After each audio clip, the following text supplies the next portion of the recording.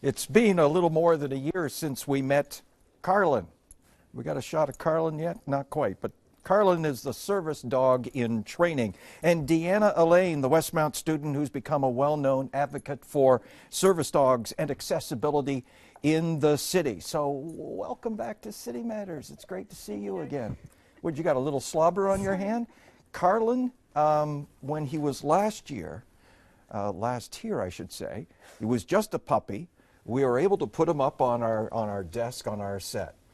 How much did he weigh then? 15 pounds? Probably about that, yeah. About 15. What's Carlin weigh now? Carlin's 85 pounds now. 85? You socked it away in the last year, buddy. Good boy. 85 pounds. You've been active since we last had you on City Matters. A couple of weeks ago, you and Carlin were out for the coldest night of the year walk, and you had a little more spark and fire by the end of the walk than he did. He just wanted to go home and sleep, right? Yeah, a little bit. Is that part of the training, to get Carlin out and be around people all the time? Because we're going to talk about ultimately what Carlin's job is going to be. Mm-hmm. But I take it that's part of the training. Make him comfortable around a lot of people, not just one or two. Mm-hmm, absolutely. So one of my roles as a puppy raiser, which is a full-time volunteer position, is that I take the dogs and I train them and I socialize them. And so it's my responsibility to take Carlin everywhere with me. So anywhere you might go, to work or to the mall, to coffee shops, to the movies, Carlin comes with me. And we do that because if you ever see a service dog working, odds are that dog was socialized when they were in training as a little puppy, because you want them to be as successful as possible when they're working and you want them used to that environment. And this is how you got 85 pounds on that frame. Constantly you want to have some nibbles. You're a Westmount student. What grade are you in now? 12? Grade 12. Carlin and I are graduating this year. You're graduating this year. So let's talk about, fight is not the right, your attempts to bring some laws into place. Basically, once a dog is fully trained, there's no licensing fees, etc., because they're going out to do good with these young autistic folk. But when he's in training, that was the problem. And you went before City Council last year because there were still fees that had to be paid because he's not there yet. Mm-hmm. In other words, he hasn't graduated yet. So talk about that fight, because a lot of folks would not have seen maybe your first appearance here on City Matters. Okay, so when we first came, Carlin was a little 3.5-month-old puppy, and we were asking City Council through a motion that Councillor Matthew Green put forward that they would grant public access to service dogs in training, which was a huge win. I believe it's the only places in Ontario that we're now allowed to train our service dogs legally. We also passed a bylaw that amended so that service dogs in training have the same status as service dogs with respect to licensing. So it's Hamilton now becoming an exemplar for the entire province of where we should be for accessibility for our service dogs. Now, you were working in Councillor Green's office, and he wasn't aware of this. As I go back and look at the old story, he wasn't aware of this, and he drafted the approach to City Council, and Council listened, which is nice. Hamilton's in front again, right? So what has to continue now? Just by the way, Deanna's a longtime volunteer with Autism Service Dogs. So let's go back to that beginning. How old were you? I was 10. I've been volunteering for 7 years now. And why did you want to do this in the first place? I mean, you're a 10-year-old. You should be, doing something else. Well, I really wanted to have a dog for a long time. Yes. And at the time, it just wasn't quite right for our family, and we met friends of a family friend, and they'd received a service dog for their child with autism. And I came across Autism Dog Services. I went out to one of their training classes, and there was a gentleman there.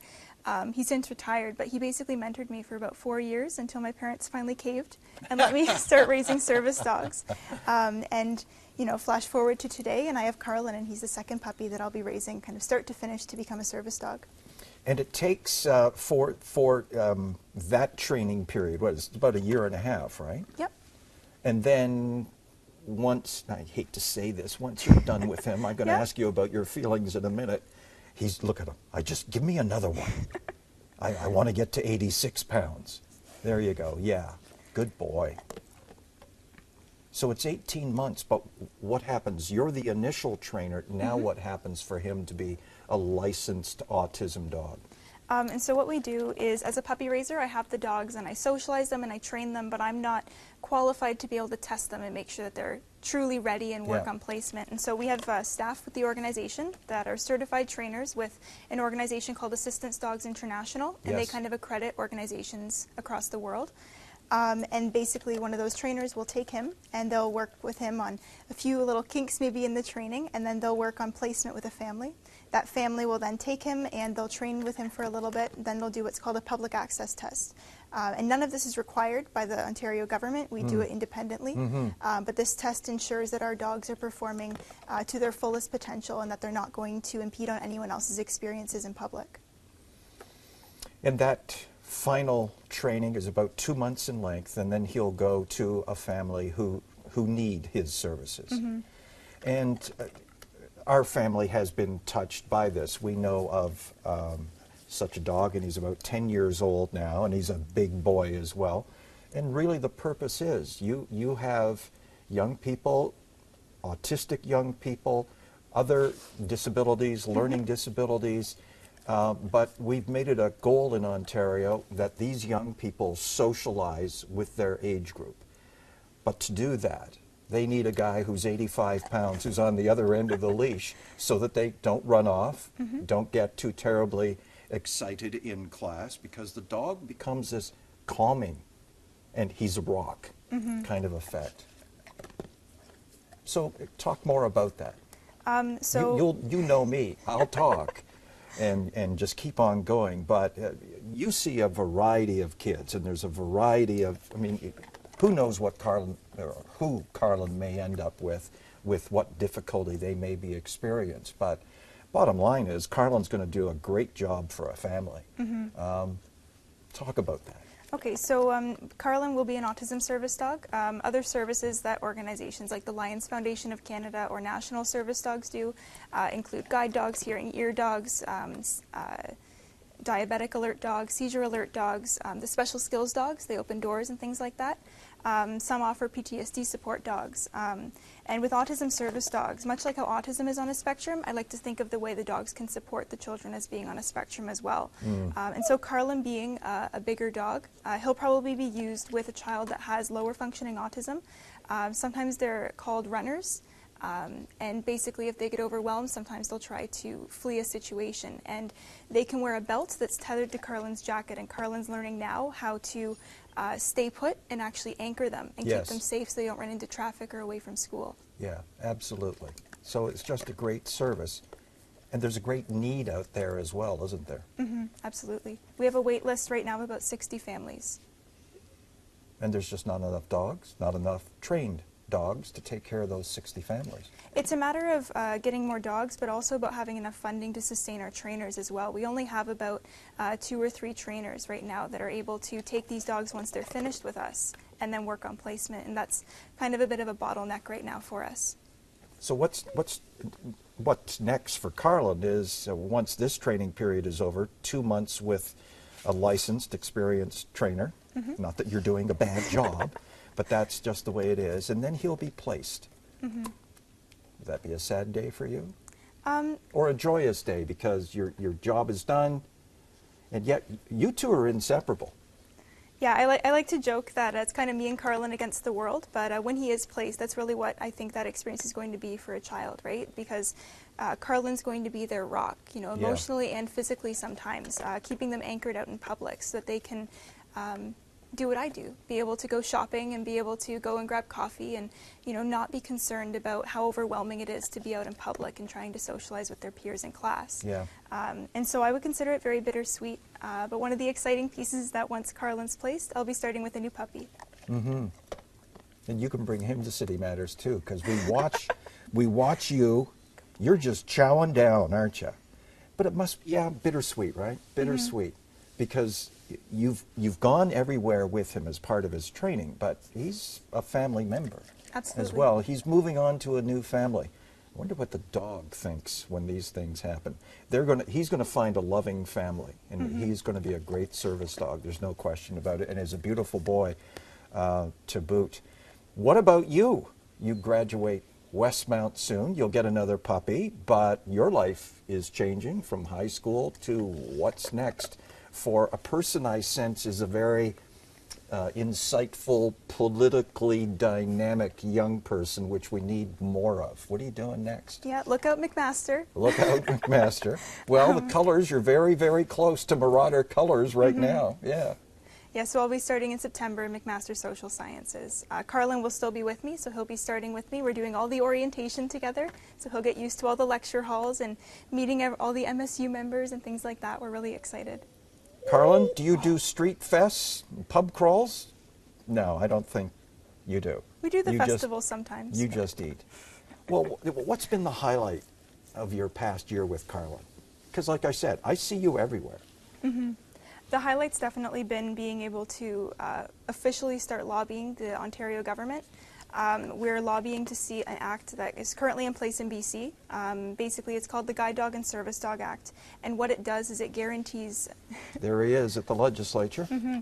So that was actually from last Wednesday. We were lobbying about 5 MPPs that day, and what we're doing is we're talking about ensuring that all service dogs in training have the right to public access in Ontario, following suit in what took place in BC, so that you can't train a service dog unless you bring it out in public, right? And so we're trying to do that, and we're also trying to ensure that in all of our schools that service dogs have the right to public access, because we don't see that all across Ontario. That's hard work for a young lady, and you're We doing it. like to keep busy, so we like to keep busy. Yeah, you like to keep busy, but people are listening to you, which I think is just wonderful. It's a great cause, but people are listening. What was the reception like at Queen's Park? It was absolutely amazing. MPPs, we met with MPPs from all 3 parties, and they were pouring out their support. They're so excited to be able to see the dogs at Queen's Park. They're really excited with the idea of being able to have a hand in improving accessibility even more in Ontario. And we're so excited. We have meetings with policy advisors coming up. We have ministries of education and accessibility and health all interested in learning more. We're so fortunate to have so much support, especially from Hamilton. And we're just excited to see what's to come. So I wasn't following your Twitter feed on the weekend, but apparently my producers were watching you watch the Progressive Conservative Convention. So I'm not going to suggest that you're leaning towards any one party, but obviously to work in Matt Green's office, you're, I don't want to say a political animal, but you're very interested in the whole process. Is there a future there for you? I think so. Yeah? Yeah. I don't know from what end. I see myself probably running in an election at some point in my life. But I love politics. I love being able to engage with the community. And I love being able to, I'm not even old enough to vote yet, and I'm able to make a difference, right? Well, we're going to have to give her the vote. This is one smart, yeah. Well, when's your birthday? My birthday's at the end of May, and so the provincial election will be the first time I get to vote. And then you'll have a municipal election? Whereabouts do you live? Which ward are you in? I live in Ward 7. You're in Ward 7. I should have known you a couple of years ago for the by-election, right? Next steps for Carlin, we've gone over that. He's going off to university, but very shortly thereafter he'll be, by what, the end of this year he should be placed? Probably, yeah. Maybe early into next year. He'll be recalled for advanced training, and then he'll get placed with his family, and he'll kind of start his new chapter. Well, you've also been contacting, we don't have much time left, but you've also been out contacting and lobbying the Catholic school boards. Tell us about that. So I've been working with the HWDSB and the HWCDSB to try and open dialogues about accessibility for not just service dogs in training, but even service dogs in our schools. I'm not sure if you're familiar, we've had a couple of cases in the Waterloo and Halton Catholic District School Boards where students that have certified service dogs have been denied access.